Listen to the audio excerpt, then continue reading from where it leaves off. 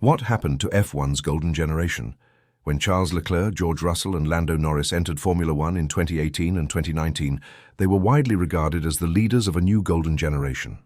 Each of them had excelled in the junior categories, arriving with strong reputations for their speed. Their arrivals coincided with expectations that the grid would soon shift from the dominance of Lewis Hamilton and Sebastian Vettel toward a new set of frontrunners. But as of now, none of them have won a world championship, and only Norris has actually been involved in some form of a title fight.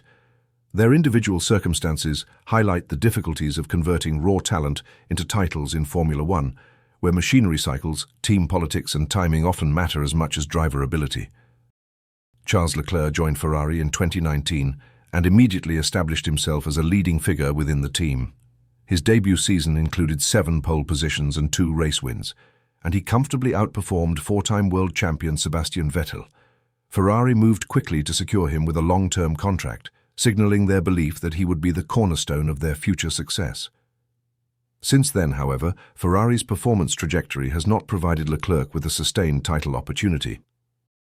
The 2022 season was his closest challenge, as he won 2 of the first 3 races and briefly led the championship, but reliability problems, operational mistakes and mid-season development stagnation allowed Max Verstappen and Red Bull to dominate the remainder of the year.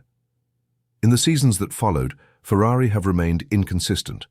Their 2025 car, the SF25, has struggled with their fundamental design issue with their rear suspension, preventing Leclerc from truly competing. Likewise, his long-term Ferrari contract extension also means that he is committed to Ferrari for several more years, which limits his ability to move elsewhere in search of a more competitive seat.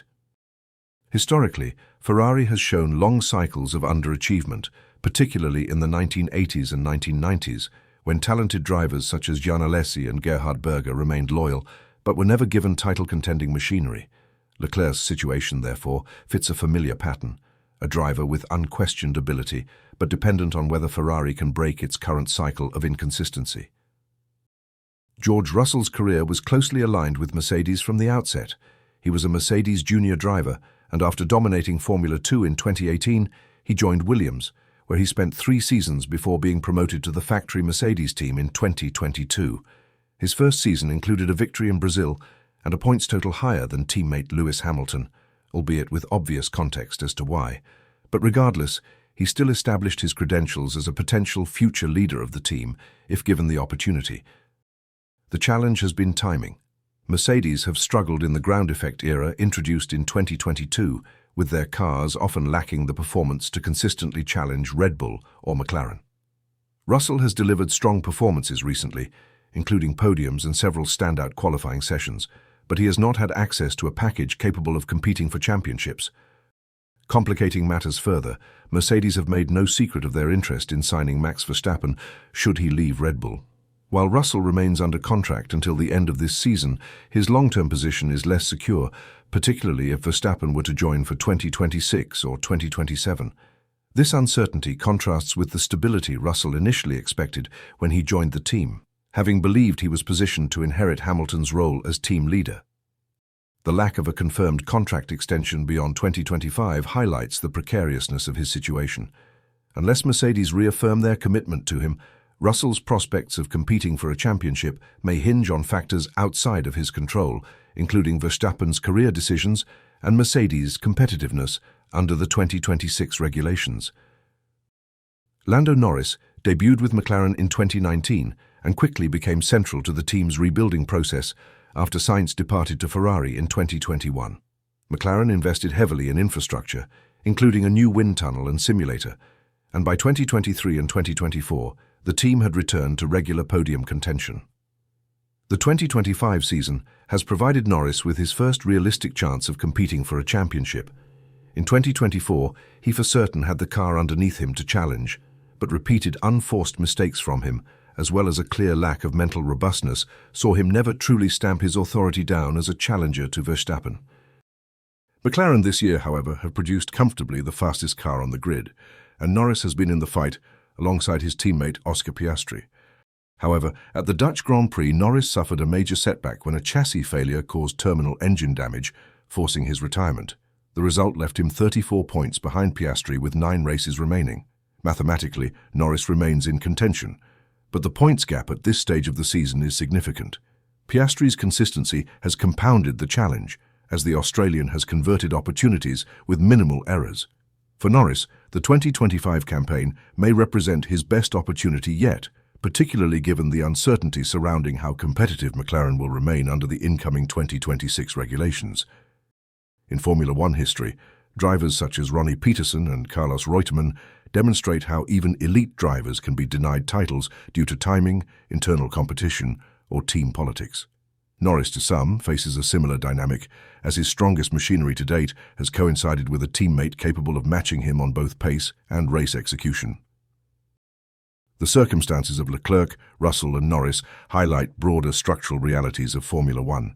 Championships are rarely won on talent alone. They are won by drivers in alignment with the strongest technical project. Max Verstappen's dominance from 2022 to early 2024 was as much about Red Bull's engineering excellence and stable leadership as it was about his driving ability. Now that he no longer has a truly competitive car, he is no longer winning. The same could be said for drivers such as Hamilton, Schumacher, Alonso. The list goes on and on.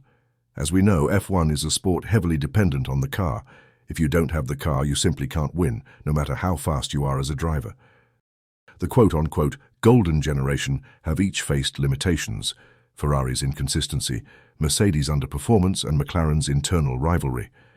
Their talent is, for the most part anyways, unquestioned, but success in Formula One depends on a convergence of factors: machinery, timing, stability, and strategic decisions. Looking forward, the 2026 regulation changes represent the next major reset point.